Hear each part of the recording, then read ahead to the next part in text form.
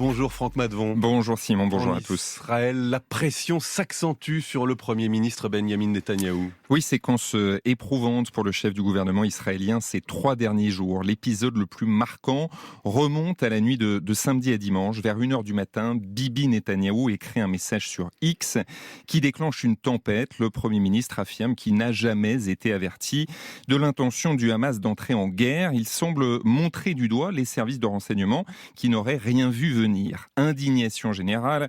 Les opposants à Netanyahou lui reprochent de rejeter la faute sur d'autres, de ne pas battre sa coulpe, contrairement à beaucoup de hauts responsables israéliens.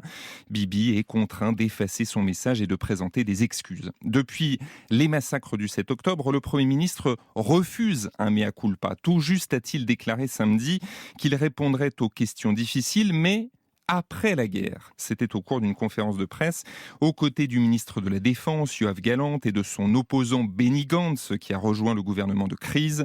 L'unité affichée manquait de conviction. Le courant ne passe décidément pas entre Netanyahou et ces deux hommes qui l'ont beaucoup critiqué et continuent à prendre leur distance. Et l'opinion publique israélienne est aussi très sévère avec le Premier ministre. Oui, d'après un sondage, Simon, 80% des Israéliens estiment que Netanyahou a une part de responsabilité dans les attaques du Hamas. Hier, la presse leur a donné des arguments supplémentaires. Le journal israélien Yediot Aharonot a révélé qu'en 2016, une note du ministre de la Défense, Avigdor Lieberman, annonçait que le Hamas voulait lancer des combattants en Israël et prendre des otages. Conclusion, Netanyahou savait. Son cabinet dément. Enquête accablante aussi dans le New York Times sur les failles de la sécurité israélienne face au Hamas. Ce travail confirme que le Premier ministre était obsédé ces dernières années par l'Iran et le Hezbollah, son bras armé au Liban.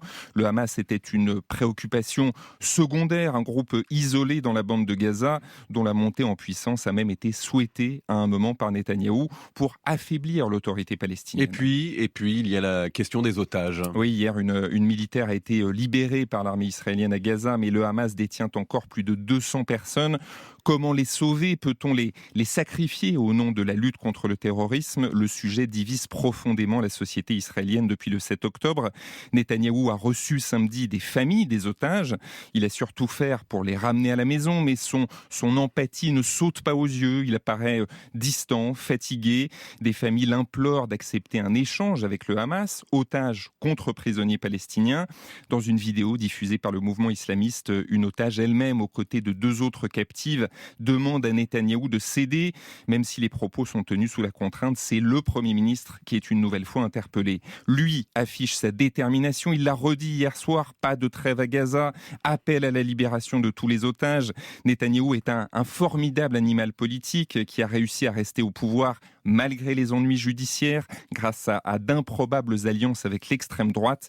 Cette fois, il lui faudra bien plus que des calculs partisans pour conserver son poste. Merci Franck Madvon.